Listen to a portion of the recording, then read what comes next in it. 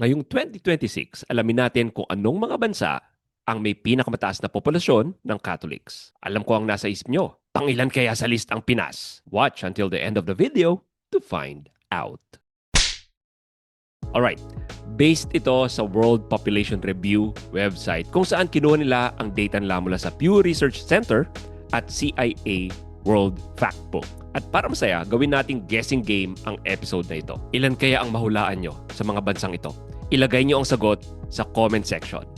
Game, simulan na natin sa number 10. Ang bansang ito is home to 31.2 million Catholics. Meron silang matinding devotion to Our Lady of Lujan. And according to legends, ang imahe ng Mahal na Birhen ay tinravel mula Brazil hanggang Santiago del Estero. However, sa isang lugar na kung tawagin ay Lujan, huminto dito ang mga ox at ayaw gumalaw.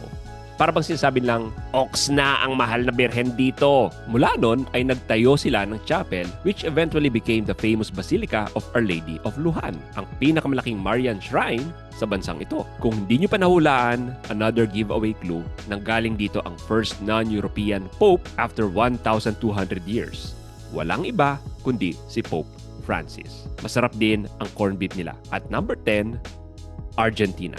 Number 9 naman, 33 million Catholics ang nakatira dito. Their faith shaped their culture and politics. Dito sa bansang ito matatagpuan ang isa sa pinakasikat na pilgrimage routes around the world, kung saan dumadayo dito ang hundreds of thousands of pilgrims each year. Bakit hindi ito dadayuhin? Dito lang naman daw naglakad si St. James sa Way of St. James o Camino de Santiago, na sa dulo ay matatagpuan ang Cathedral of Santiago de Compostela, kung saan pinaniniwalaang dito nakalibing si St. James. So sobrang dami ko ng clue, mukhang alam nyo na ang number 9 country natin ang nagdala ng Christianity sa Pilipinas. Walang iba kundi Spain. Bitácora espacial. Me he despertado del hipersueño en un planeta extraño. At number 8, home to 37.9 million Catholics. Sa bansang ito matatagpuan ang pinakamalaking simbahan sa South America, ang Las Lajas Sanctuary, built between 1916 and 1949. May neo-Gothic design ang basilika kung saan nangyari daw ang isang Marian apparition noong 1754. Ito ang nag-iisang Vatican-approved apparition in South America, kung saan nagpakita ang Mahal na Birhen sa isang bingit pipi na batang babae at sa kanyang ina. Ang image ni Mary appeared miraculously sa isang pader na up until this day ay makikita pa rin. Walang any explanation kung paano na-form ang image na ito. At hindi painted ang image na nakikita nyo sa batong ito. Biglang umapir na lang siya doon. Saan matatagpuan ang Las Lajas? Di sa number 8 country natin na Colombia. Number 7. Home to 44 million Catholics. Okay, sasabihin ko ang mga Catholic words associated sa bansang ito. And I'm sure mahulaan nyo na kapag sinabi ko ang mga ito. Crown of Thorns, King Louis IX, Avignon Papacy, Sacred Heart of Jesus, Blaise Pascal, Saint Therese of Lisieux, Lourdes, Notre Dame, Joan of Arc. Ang daming Catholic-related words dito sa bansang ito. Kaya sobrang sakit sa damdamin ng tinaguriang First Daughter of the Church, linapastangan ang Last Supper noong nakaraang Olympics. I'm pretty sure alam nyo na ang bansang tinutukoy ko sa number 7 ay France. Number 6, 50 million ang Catholics dito. Wala akong maisip na clue na may bibigay ko na hindi nyo mahulaan kaagad ang bansang tinutukoy ko. More than 200 popes ang nanggaling sa bansang ito. Teka, madaling clue yan. Itong bansang ito ang may pinakamaraming canonized saints. More than 1,000. Sorry, giveaway clue na naman yan. Eto, last na. Matatagpuan dito ang headquarters natin. Ito ang isang bansa na aminin ko gusto kong mapuntahan at least once in my lifetime. Dahil kapag pumunta ka sa bansang ito, mapapasabi ka sa Panginoon na, I trust and love you. Italy.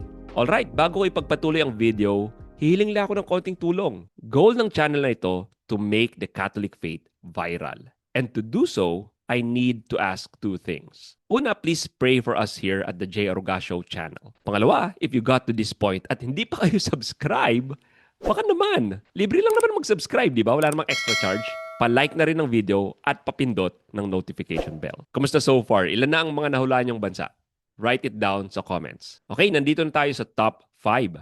Exciting na ang mga bansa dito. Ang top 5 country natin ay may 60 million Catholics. may 40 to 50% na ang Katoliko dito. Meaning, mas Catholic pa sila ngayon than most European countries. Meron silang unique and officially approved liturgy, ang Zaire Use. Hindi ko lang kung yun yung pronunciation. But this blends African cultural elements like rhythmic movement, community responses, and traditional music into the Roman Rite. And Pope Francis personally visited here in 2023. Nahulaan nyo na ba ang bansang tinutukoy ko? At number 5, ito ay ang Democratic Republic of Congo or DR Congo. Okay, at this point medyo mahirap na magbigay ng clues dahil habang tumataas ang number, mas pasikat na ang mga bansa dito. At number 4, home to 85.3 million Catholics. Dumami sila since the list we made last year. At gumawa pa nga ako ng video about this dahil dumadami ang Catholics na Gen Z sa bansang ito. Marami sa mga saints sa bansang ito ay immigrants. May isa from Germany, may isa from Belgium, may isa from Italy. Pero ang pinakaunang saint na pinanganak sa bansang ito ay si Saint Elizabeth Seton. Kahit marami ang Catholic sa bansang ito, minority pa rin siya compared to Protestants. Ganon kalaki ang bansang ito. And I'm sure alam nyo na ang tinutukoy ko ay US of A. Okay, number 3. Home to 85.6 million Catholics. Nagsimula ang Kristyanismo dito noong 1521. May dalawang saints sa bansang ito. Sina Saint Lawrence at Saint Peter. Kalungsod. And how I wish sana dumami pa ang canonized saints sa bansang ito. Hindi na ako masyadong magbibigay ng clue sa bansang ito kasi ang dali-dali, alam niyo naman na ang number 3 country natin ay Philippines. Although number 3 tayo sa mundo, number 1 naman tayo sa Asia. Kaya congrats, Philippines. Okay, dalawa na lang. Sino kaya ang magwawagi? At number 2, home to 101.3 million Catholics. Itong bansang ito ang may pinakamaraming saints in Latin America. Eh bakit hindi? Nagkaroon sila ng tinatawag na Cristero War kung saan maraming Catholics ang lumabas against persecution ng kanilang anti-Catholic government. From there, marami ang naging martyrs at naging either saints or blessed. Sa war na ito, sumikat ang phrase na Viva Cristo Rey! Or Long Live Christ the King. Kung hindi nyo pa alam kung ano ang bansang tinutukoy ko, 4 words. Our Lady of Guadalupe. And rightfully lang, sa number 2, dahil nagpakita ang mahal na birhen kay Juan Diego, nag-boom ang converts sa Mexico. Eto na, number 1 na tayo. Ang bansang may pinakamaraming Katoliko sa buong mundo. May 140 million Catholics dito. Dito matatagpuan ang Christ the Redeemer statue na isa sa bagong 7 wonders of the world. Ginawa dito ang World Youth Day noong 2013. Sikat ang bansang ito sa malalaking Catholic festivals at processions. Pinakasikat dito ang Sirio de Nazare, held every October. Ang kanilang patron saint ay ang Our Lady of Aparecida, whose shrine is one of the most visited pilgrimage sites in the world. Di ko na patataglin pa, I'm sure nahulaan nyo na ang country na tinutukoy ko with the most number of Catholics ay Brazil. There you have it, the top 10 countries in the world with the largest Catholic population in 2026. Kung Katoliko kayo, like me, at nagpaplano kayo ng out-of-the-country summer vacation, maybe panoorin nyo muna itong video na ito. Dahil baka isa sa mga bansang ito ang pupuntahan nyo kung saan persecuted, discriminated, and restricted ang worship nating mga Catholics. These are the top 10 countries in the world kung saan ang Katoliko ay oppressed simply for believing in Christ and the Church. And you need to watch until top 1 dahil baka hindi nyo alam na bawal pala ang maging Katoliko sa bansang ito. Kamusta? I'm Jeruga, host of this channel where we talk about interesting stories and trivia about the Catholic faith. Minsan, tinetake natin for granted ang fact na dito sa Pinas ay maari tayong magsimba kahit sa ang simbahan na gusto natin. Pero hindi ito ang case sa ibang parte ng mundo. Sa totoo lang, hindi lang sa 10 bansang ito, delikado maging Catholic. Mas marami pa dito ang bansang delikado maging Catholic. Number 10, India. Ang India ay may rich Christian history, especially sa region gaya ng Kerala. However, In recent years ay may umusbong na movement na kung tawagin ay Hindu nationalism kung saan ang Catholic communities, lalo na sa rural areas, ay nakakaranas ng harassment and violence mula sa mga extremist groups na ito. Bukod dyan, sinusunog din nila ang mga simbahan. At ang mga batas against conversion made it almost impossible to do missionary work. Kaya ipagdasal natin ang mga Christian sa India at hindi lang yan, pati sa lahat ng bansa na i-feature natin dito. Number 9, Nicaragua. Under the regime of President Ortega, tinuring niyang enemy of the state ang simbahang Katoliko. May mga pari na pinakulong, ni-raid ang mga simbahan, at banned ang mga prosesyon. And again, minsan ninineglect natin ang mga prosesyon sa ating mga barangay. But we don't know what we got till it's gone. Ang Nicaraguan government ay takot sa impluensya ng simbahan. At ito ang reason kung bakit sinasilence nila ito. Talk about cancel culture. Christmas is canceled. No present for anyone. Number 8, yung bansang allegedly sumasakop sa atin, China. At ito ay dahil kinokontrol ng Chinese Communist Party or CCP ang religious life through the state-sanctioned Catholic Patriotic Association. Kaso maraming mga debotong Katoliko na loyal sa Vatican at nag-worship sa mga underground churches. Ang mga pari at bishop na loyal sa Pope ay kinukulong, kung di man ay in constant surveillance. Akala natin walang magbabago kapag nasakop tayo ng China. Isa sa malaking pagbabago ay ang pag-practice ng ating faith life. We don't talk about China, no, no, no. Number 7, Eritrea. Para lang isang imaginary fictional place sa Middle Earth ang pangalan ng bansang ito. Ngunit wag ka, ang Eritrea ay minsan tinawag nilang North Korea of Africa. How we wish na South Korea of Africa ang designation niya. Para infested lang ito ng versions nila ng K-drama at K-pop boy band. Pero hindi. Kontrolado ng pamahalaan ang lahat ng religious activities to a point na pinasara nila ang mga Catholic schools at maging ang mga ospital. And again, ang ilan sa mga pare ay, of course, arrested for speaking out. Marami sa mga diocese ay nag-ooperate in secret sa bansang Eritrea. Number 6, Pakistan. Small minority lang ang Catholics dito. Ngunit araw-araw ay nakakaranas sila ng matinding violence. Binobomba ang mga simbahan, ang mga Kristiyano ay inaatake at ito ay dahil sa blasphemy law sa lugar na yon. Maaari kang kasuhan ng kapitbahay mo ng blasphemy kung makitaan ka ng Articles of the Christian Faith. The church thrives in Pakistan but under constant threat. At kung mahal mo ang simbahang Katoliko at nais mo pang makapanood ng ganitong mga videos from the J. Aruga Show channel, please pakisubscribe naman. Number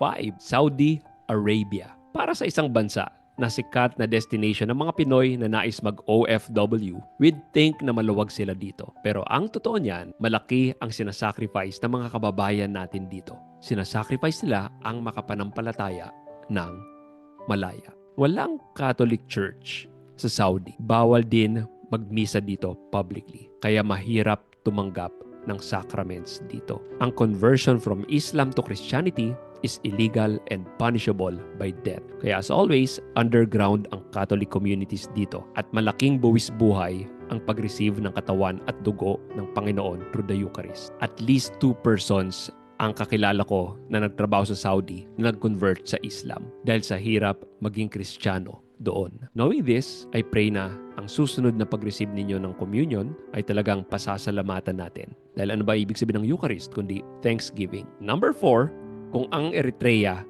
ang North Korea ng Africa, ang North Korea naman ang North Korea ng Asia. Illegal maging Christian sa lugar na ito. At hindi lang yon, kung Katoliko ka, ikukulong ka nila, ito-torture at i-execute. Banned ang Bible sa bansang ito. Maaari kang ma-execute just by giving out Bibles. At wala tayong masyadong alam sa bansang pinamumunuan ni Kim Jong-un. Pero kung sa gupit ng buhok ay pinapakialaman ng diktador na ito ang buhay ng mga citizens, what more sa kanilang buhay pananampalataya. Number 3, Somalia. Virtually walang public Catholics sa Somalia. Ang terrorist group na mismo na kung tawagin ay Al-Shabaab, hindi ito Al-Kebab, ang Al-Shabaab ang nag-declare ng war on Christianity. Ang mag-own ka ng Bible can get you executed. Ganon sila kagalit sa salita ng Diyos. And just like in any other countries, Sa listahan na ito, patago ang pag-worship ng mga Catholics dito. Kaya tanggalin nyo na sa travel plans nyo ang Somalia. At number 2, noong 2021, nasa news ito dahil sa disastrous withdrawal ng US sa bansang ito, Afghanistan. At dahil Talibans na ang nagro-rule dito, mas naging worse ang plight ng mga Catholics dito. Christians are always in extreme danger in Afghanistan. Ayon sa report na ito ng US Commission on International Religious Freedom or USCIRF. Walang simbahan dito. And again, kung madiskubre nilang pinapractice mo ang Christianity, bitay ang katapat mo. Bakit hindi? In-announce na ng Taliban na walang any Christians talaga na nakatira sa Afghanistan. I'm sure they hate to be proven wrong. Lastly, at number 1, isang African country, Nigeria.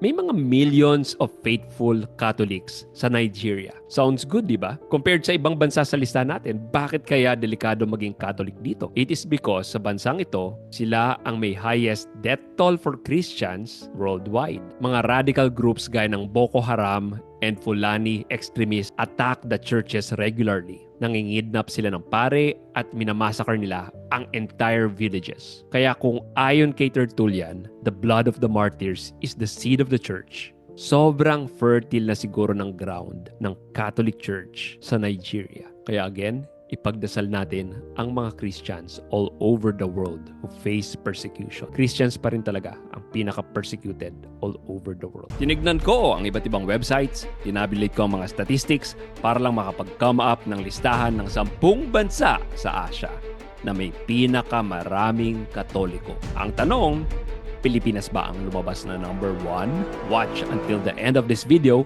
to find out. This is the top 10 Catholic countries in Asia countdown. This episode is sponsored by Holy Hugs. More about them in this video. Kamusta? I'm Jay Aruga, host of this channel. Marami na tayong nagawang listahan sa podcast na ito. This time, magpo-focus tayo sa isang kontinente, the largest continent in the world, Asia. At para exciting, gawin ulit nating guessing game ang episode na ito. Handa na ba kayo? I'm ready! I'm ready! I'm ready! Game na! At number 10, home to approximately 1 million to 1.2 million Catholics. Itong bansang ito ay one of 2 Asian countries na ang dominant religion ay Catholicism. In fact, 97 ang population nila ay Catholic, making this the most Catholic nation in Asia. Spoil ko na, hindi ito Pilipinas. Kasi ang boring naman kung pang number 10 ang Pilipinas. Dinala sa kanila ng Portuguese missionaries ang pananampalataya. May matinding Marian devotion sa bansang ito, including the Our Lady of Aitara, isang local apparition ng mahal na birhen sa ilang mga babae sa Aitara Hill noong late 19th to early 20th century. Naulaan nyo na ba kung ano ang number 10 country natin? It's none other than East Timor o Timor-Leste. That's a little easy. Why don't you just give it the trophy? At number 9, home to 1.29 million Catholics, ang Feast of Saint Anne, nanay ng mahal na Birheng Maria, sa Bukit Metaham, ang isa sa pinakamalaking Catholic celebrations in Southeast Asia. So ayan, may clue na kayo. ASEAN itong bansa na ito. Tuwing July, 100,000 plus pilgrims ang pupunta dito para magsagawa ng 9-day novena, prosesyon at mga healing services dito sa predominantly Muslim na bansang ito. At Portuguese din ang nagdala ng Catholicism sa bansang ito. Naging sobrang busy ng mga Portuguese noong 16th century. Nahulaan nyo na ba kung ano ang bansang tinutukoy ko? Ito yung bansa na sabi niya wala lang daw yon dahil walang Malaysia. Man, you corny!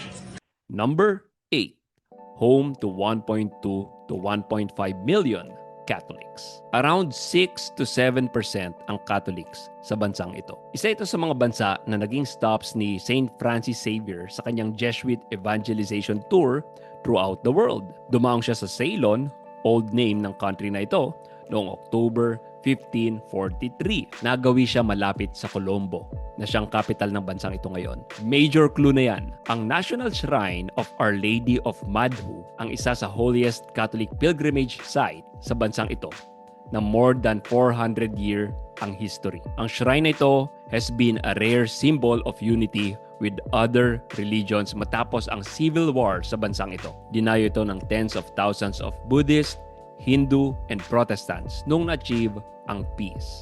Alam niyo na ba kung ano ang bansang tinutukoy ko? Walang iba kundi Sri Lanka. At number 7, 1.3 million to 1.6 million ang Catholics sa bansang ito. Sa isang town sa bansang ito na kung tawagin ay Harissa, matatagpuan ang bronze statue ng Virgin Mary na nagtitimbang ng 13 to 15 tons at may taas na 8.5 meters overlooking the Bay of Junee. Itong bansa lang na ito ang nag-iisang Middle Eastern country kung saan Christians, specifically Catholics, ay may political power. In fact, nasasaad sa kanilang constitution sa 1943 Pact na ang president should be a Maronite Christian. Ang Maronite Catholic Church is of course in communion with Rome.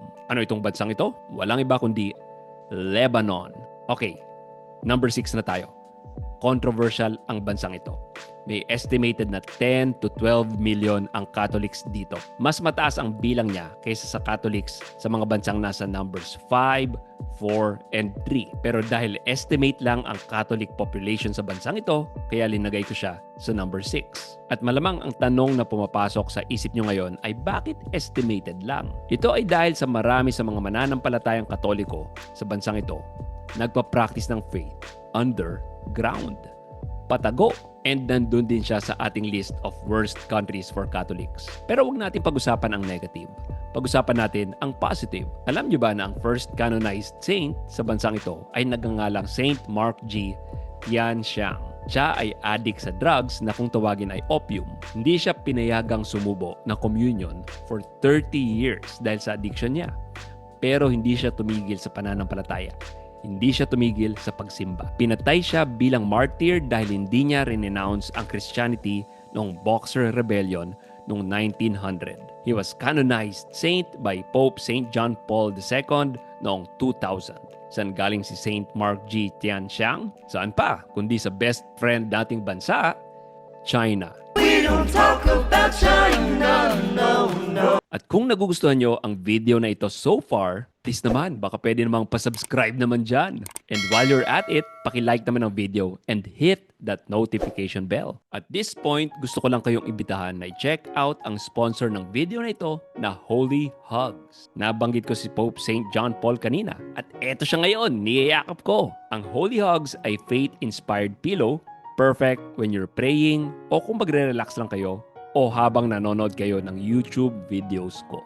Ox din siyang kasama habang nagbabasa ng Bible o kahit nagbe-break ka lang from the noise of the world. Check out Holy Hugs from the website www.lilymoms.com para makapili kayo ng designs. I tell you guys, hindi nyo pagsisisihan ito. Follow their Facebook pages as well sa Holy Hugs and Lily Moms. At kung meron na kayong Holy Hugs, please send me a photo with your Holy Hugs pillow. Who knows? Maybe I can feature you in my podcast or in my social media pages. All right, let's continue with number 5. May 5.9 million Catholics sa bansang ito. Gustong-gusto ko ang kwento kung paano nag-spread ang Christianity sa bansang ito. Dahil unlike many countries, hindi dumating ang Christianity dito through missionaries or conquest. For some reason, which is probably God's providence, may nagdala ng Christian text sa bansang ito nung ang ilang mga Confucian scholars ay napadpad sa China. At mula nung nabasa nila ang mga Christian text ay naintriga sila sa Western ideas gaya ng science at mga moral teachings ng Catholic Church. Si Yi Xianghun ang unang layman na nabautismuhan sa bansang ito. Nabaptize siya sa Beijing at pagbalik niya ay sinimulan niya ang first Catholic community sa bansa. At dahil walang pari sa kanila noon, ang tanging sakramento lang na pwede nilang gawin ay baptism. Until one day, nagkaroon na sila ng homegrown priest by the name of Andrew Kim Taigon. And of course, tale as old as time, Catholics in this country were persecuted. Pero not by foreigners, but by their own. Persecuted sila ng Confucian government officials. This country had 103 martyrs and therefore 103 saints. Nalampasan pa nila tayo. Kaya ako nagustuhan ang kwento ng bansang ito dahil hindi pwedeng i-reject ng leftist protesters nila ang Christianity dahil linked ito sa kolonyalismo. Dahil sila mismo ang tumanggap at nag-spread na Christianity sa bansang ito. The truth is like a lion. Just let it out and it will defend itself. And oh, by the way, ang bansang tinutukoy ko ay South Korea. Number 4. Home to 7 million Catholics. Nakapunta na ako sa bansang ito at nakasimba na ako sa simbahan nila. Nakita ko ang devotion ng mga Katoliko doon. Gaya ng SOCOR ay may 100 plus martyrs din sa bansang ito. 117 to be exact. Na-canonize sila ni Pope John Paul II noong 1988. Ang kanilang feast day ay tuwing November 24. Itong mga martyrs na ito ay nag-span from 17th century up until the 19th century. Bakit sila naging martyr? Ayaw nilang i-renounce ang kanilang Catholic faith. Ilan sa inyo ang tumitiklop kapag Christian values na ang pinag-uusapan sa social media? Tayo, ang kinakatakot lang natin ay social media persecution. Pero ang mga martyr na ito, real physical persecution ang hinarap nila. Ang number 4 country natin, nga pala, ay Vietnam. Number 3. Surprising na nakasali ang bansang ito dahil ang pag-boom ng Catholicism sa kanila ay fairly recent lang. May 8 million Catholics sa bansang ito ngayon. Despite having a Muslim majority population, may rapid Christian growth sa bansang ito at napansin ni Pope Francis iyan kaya dumalaw siya dito during his visit sa Southeast Asia. Clue na yan, nasa Southeast Asia ang bansang ito. Ang bansang ito ang may pinakamalaking archipelago sa buong mundo. At isa sa isla nila na kung tawagin ay Flores Island is composed of 90% Catholics. May 2,700 churches at isang malaking tourist spot for Catholic pilgrimage ang isla na ito. Ang top 3 Catholic country in Asia is none other than Indonesia. Sa numero 2, may 20 million Catholics sa bansang ito, which is a good feat dahil sila din ngayon ang bansa na may pinakamalaking population sa buong mundo, overtaking China. Although maraming Katoliko at Kristiyano sa bansang ito, it doesn't mean they don't face persecution. Nung nasama ang bansang ito sa list natin ng worst countries for Catholics, marami ang nagprotesta. Kaya I'll leave that to you to research na lang. Check out nyo yung Open Doors, a watchdog ng Christian persecution around the world. Research nyo rin ang tungkol sa Hindu nationalist. Pero para sa episode na ito, pag-usapan natin ang positives. It has been said na si Saint Thomas mismo o si Didymus o si Doubting Thomas ang nagdala ng Christianity sa bansang ito sa region called Kerala. And up until this day, may St. Thomas Christian Community o Syro-Malabar Catholics that can trace their line from the original mission. Ang bansang ito ay home to some saints gaya ni na Saint Curia Jose Elias Chavara, Saint Eufrasia Eluva Tingal, Saint Alfonso of the Immaculate Conception at nakadisplay sa Goa ang incorrupt body ni Saint Francis Xavier. Pero siguro ang pinakakilala niyong saint sa bansang ito is one Mother Teresa of Calcutta. And yes, Calcutta is a city in this country. Ang number 2 country natin ay India. Oh, ayan. Siguro may idea na kayo kung ano ang number 1 Catholic country in Asia. Nabanggit ko kanina na ang East Timor ang one of 2 countries na ang dominant religion ay Catholicism. Itong bansang ito ang isa pa sa 2 bansang iyon. Marami sa mga Asian countries na napag-usapan natin dito, ang nagdala ng Catholicism sa kanila ay Portugal. Itong bansang ito ang nag-iisang bansa sa Asia na ang nagdala ng Catholicism ay Spain. May 85 million Catholics sa bansang ito. Number 3 sa buong mundo at number 1 sa Asia. Kaso ang pinagtataka ko lang ay bakit 2 lang ang canonized saint dito? Si San Lorenzo Ruiz at San Pedro Calungsod lang. Anyari? Dahil ba despite marami ang Katoliko dito, kakaunti lang talaga ang nabubuhay ng malasanto? Kailangan pa ba nitong bansang ito ma-persecute bago lumiyab ang apoy ng pananampalataya? Actually, ang isang magandang tanong ay, kung may magpe-persecute kaya sa atin ngayon at ipinarenounce sa atin ang pananampalataya, ilan kaya sa 85 million ang mananatiling Katoliko? Of course, alam ko nang alam nyo ang tinutukoy ko na ang number 1 Catholic country in Asia is the Philippines. Pero itong mga tanong ko, I'll leave it to you guys for you to ponder on. Dahil nabubuhay ang karamihan sa mga Pinoy sa mga bansang may Judeo-Christian culture, baka isipin nyo na norm sa buong mundo na pwede mong buksan at basahin ang inyong Bible ng malaya, lalo na in public. But that can't be further from the truth. Kung meron man sanang maging effect sa inyo ang episode na ito, ito ay sana simulan nyo basahin ang salita ng Diyos dahil maraming Kristiyano ang gustong basahin ito pero hindi nila magawa. Watch until the very last country in this list dahil magiging controversial na naman ito. I'm sure marami na naman sa inyong tututol. Kamusta? I'm Jay Aruga, host of this channel where we talk about interesting stories and trivia about the Catholic faith. Itong episode na ito ay tungkol sa top 10 countries in the world na bawal ang Bible. Nung huli, gumawa tayo ng episode na parang ganito, Top 10 Worst Countries for Catholics. Maraming umalma, dinaan nila sa technicality ang list, mali daw. Ngayon pa lang sinasabi ko na sa inyo na top 10 list ito for a reason. Ang reason ay may gradation sa mga bansang ito. From allowed ang Bible in specific cases to maaari kang makulong o mabitay sa pag-own ng Bible. Okay, got it. So, simulan na natin ang list ng top 10 countries where the Bible is banned or at least restricted. Number 10. Maldives. Ang bansang ito ay sikat sa mga resorts at madalas puntahan ng mga celebrities na Pinoy. However, alam nyo ba na Islamic State ito at ang pag-import ng non-Islamic religious materials ay illegal dito? And yes, kasama sa mga religious materials na tinutukoy ko, ang Bible. Sabi nila, ox lang daw sa tourist magdala ng personal copy ng Bible. Pag-distribute lang ang forbidden. But upon researching, nakakita pa rin ako ng instances na may nahuli ang customs ng Maldives ng mga tourist na nagdala ng sarili ng Christian books. Of course, bawal mag-convert to Christianity ang mga Maldivians. Doing so will lose your citizenship sa bansang ito. It's not fair! I don't get it! Number 9. Morocco. Hindi naman illegal ang Christianity sa Morocco.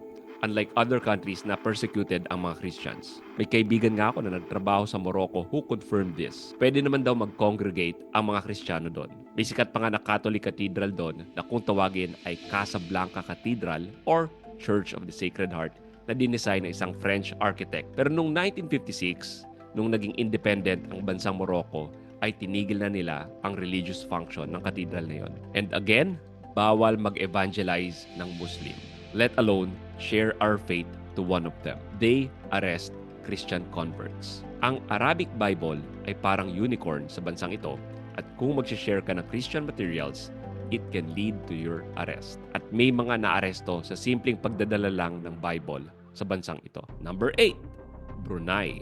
Enforced ang strict interpretation ng Sharia law sa maliit na bansang ito. Ang pag-import ng Bibles ay bawal. Hindi lang yan, bawal din ang pag-celebrate ng Pasko. Kahit na ang pagsuot lang ng Santa hat. Kaya mag-ingat ka kung plus size ka. Huwag kang magsuot ng red sa Brunei. Baka mapagkamalan kang nagko-cosplay ng Santa Claus. At dahil sa pag-adapt nila ng Sharia law, conversion to Christianity is now punishable by death penalty. Oh, that's not very nice. Number 7. Libya. May mahabang Christian history sa Libya since the early times.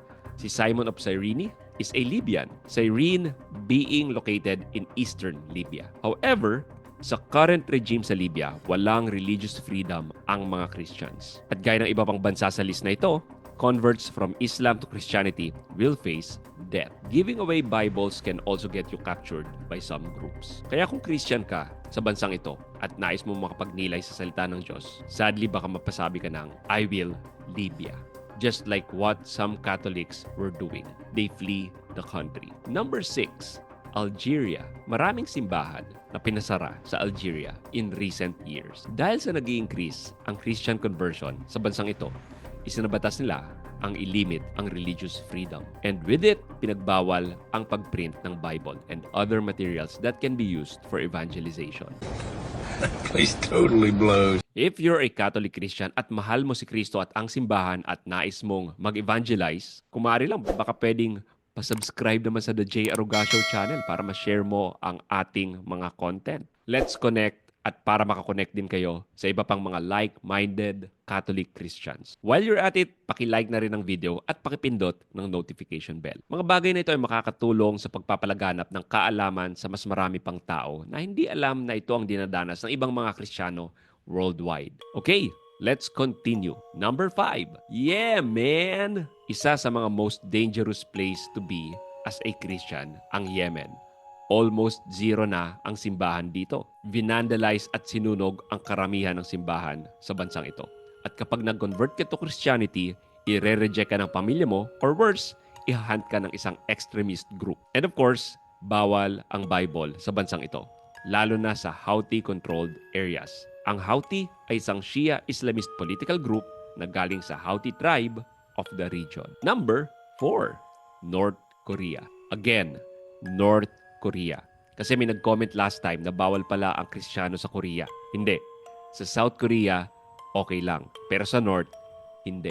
Dahil ang bansang ito, ang most oppressive country for Christians. Isang political crime ang mag-possess ng Bible dito na maaari mong ikakulong o ikamatay. Ito ay dahil threat sa authority ni Kuya Kim, hindi Atienza, but Jong-un, ang Christianity. Walang patawad ang rehimeng ito, matanda ka man o bata. Number 3, Iran. Islamic ang pamahalaan sa Iran, although it allowed some churches to operate compared sa ibang mga bansa sa listahang ito. Although hindi pa rin Christian utopia ang lugar na ito. Bawal pa rin ang Islam to Christian conversion dito. Makukulong ka kapag nag-convert ka. Pero hindi lang yan. Nag-increase 6-folds ang sentensya kapag nakulong ka sa ganitong klaseng paratang. At syempre, maaari ding makulong ka at masentensya ng 10-year imprisonment kung mahulihan ka ng Bible. Gaya ng turistang ito na nagbakasyon lang kasamang asawa at 2 anak at habang kumakain sa bahay ng kaibigan ay ni-raid ang bahay at natagpo ang may New Testament siya in Farsi language. At yun, huli. Number 2, Afghanistan. After ng Taliban takeover, talagang nagtago na underground ang mga Christian. Walang simbahan dito at nilimas ng gobyerno nila ang quote-unquote un-Islamic books. Siyempre, kasama na doon ang Bible.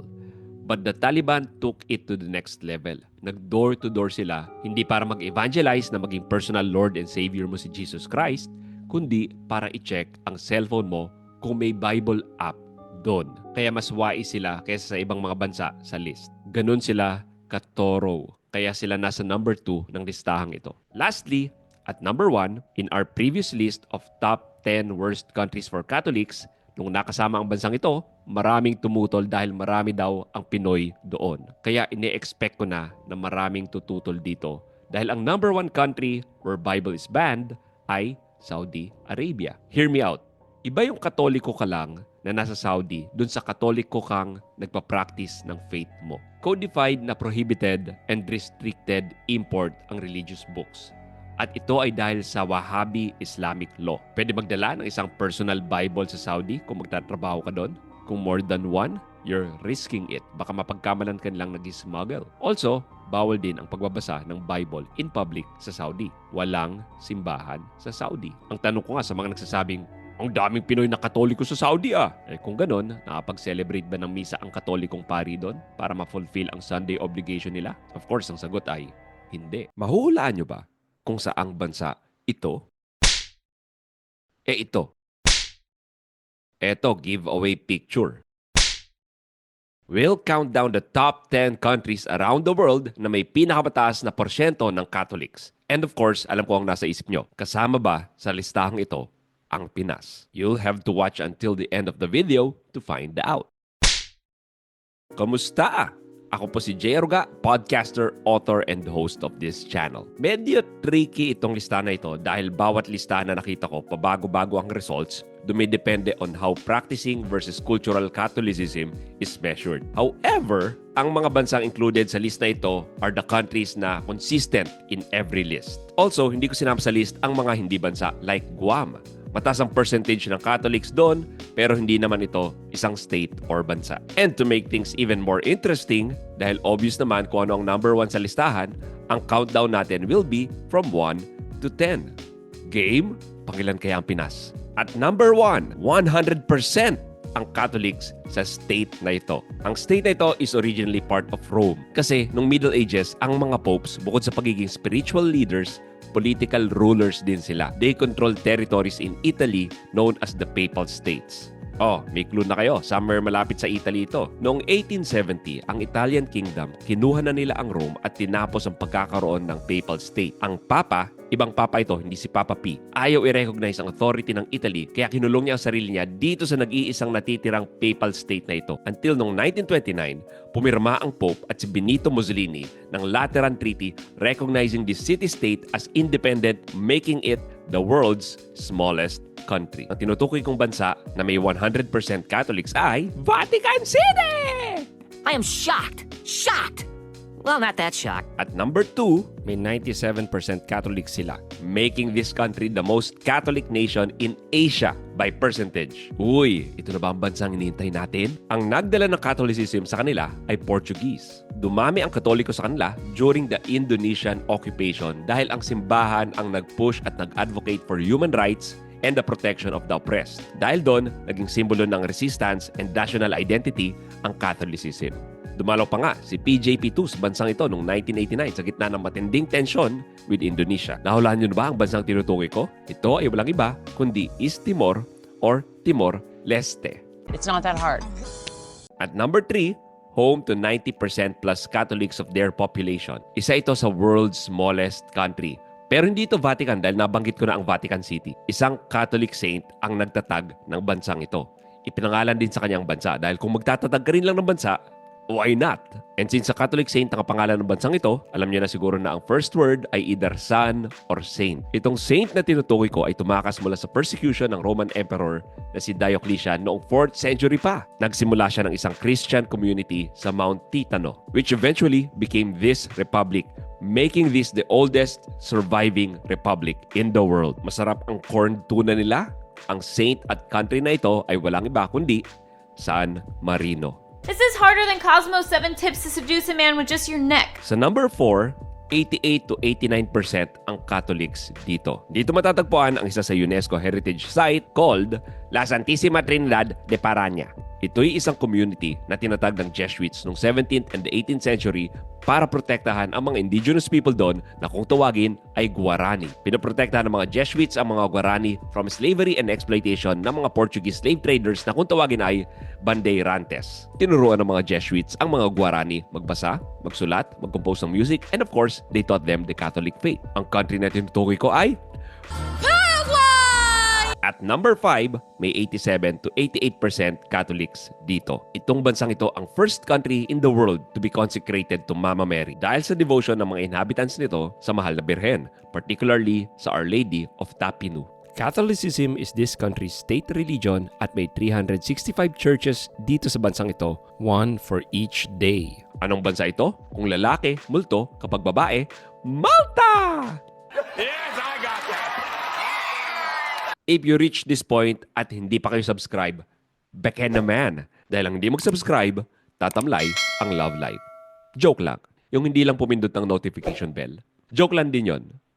Or maybe not.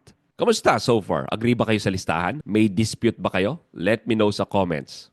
Alright, nandito na tayo sa next 5. At so far, wala pa rin ang Pilipinas. Lumabas na kaya tayo sa mga susunod na bansa? At number 6, home to 87 to 88% Catholics. Tied sila with Malta. Itong maliit na nasyon na ito ay may co-principality system. Meaning, isa sa dalawang official heads ng bansang ito ay Catholic bishop. Since 1278 pa up until now, dalawa lagi ang kanilang prince at palaging isa dito ay ang Bishop of Urgell, isang diocese sa Catalonia, Spain, making it one of the only countries in the world na ang Catholic bishop ay nag-hold ng political power. Anong bansa ito? Explorer ito.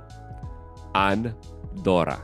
Swiper, no swiping! The number 7 country has an 86% Catholic population. Dito matatagpuan ang pinakamaliit na katedral sa buong mundo. The Cathedral in the town of Nin. 8 meters by 7 meters lang ang laki ng katedral na ito, which has been around since the 9th century pa. May cathedral title ang simbang ito because of its historical significance. Very devoted kay Mary ang bansang ito at marami itong Marian shrines including the famous Mariha Bistrica na isang pilgrimage site. Ano ang bansang tinutukoy ko? Nahulaan niyo na ba? The home of Chicago Bulls Tony Kukoc, Croatia. At number 8, may 81 to 85% Catholics dito. Lagi nating nadidinig ang mga Christians saying Christ is King, pero itong bansa na ito ang only country in the world that officially declared Christ is their King. Noong November 19, 2016, nagsagawa ang bansang ito ng special ceremony sa kanilang capital together with their bishops, president, and thousands of Catholics proclaiming Jesus Christ as the king of their country. Ang tawag sa act na ito is the enthronement of Christ. Anong bansa ang tinutukoy ko? None other than Poland. This is so hard. Dalawang bansa na lang. Pilipinas na kaya ang isa dito? At number 9, may 81% Catholic population ang bansang ito. Kung nahirapan kayo sa mga clues sa past few countries, ito, baka mahulaan nyo na kagad. Dito ginawa ang isa sa mga World Youth Days. Ooh! Pero more than that, dito nangyari ang isang Marian apparition. Kapag sinabi ko kung anong apparition ito, baka mahulaan nyo na kagad. May dancing sun dito. Uy, ago ba ang tinutukoy ko? Philippines na ba ito? Sorry, pero hindi si Judiel Nava ang seer dito, kundi sina Francisco, Jacinta, and Lucia. Of course, alam niyo na ang tinutukoy kong Marian apparition, ang isa sa pinakasikat, is Our Lady of Fatima na nagpakita sa bansang Portugal. Alright, nasa number 10 na tayo. And the thing about number 10 is this. 3 beses kong pina-generate kay ChatGPT ang listahang ito. Consistent lagi ang tops 1 to 9. Pero ang top 10, 3 magkaibang bansa ang binigay niya. Nagre-range from 77 to 79 ang mga Catholics dito. Ang mga bansang ito ay Mexico, Italy, and Philippines. And you know what? Kasama silang 3 sa list na ginawa ko na top 10 countries in the world based on population. I discussed these 3 countries and 7 more in the video right here.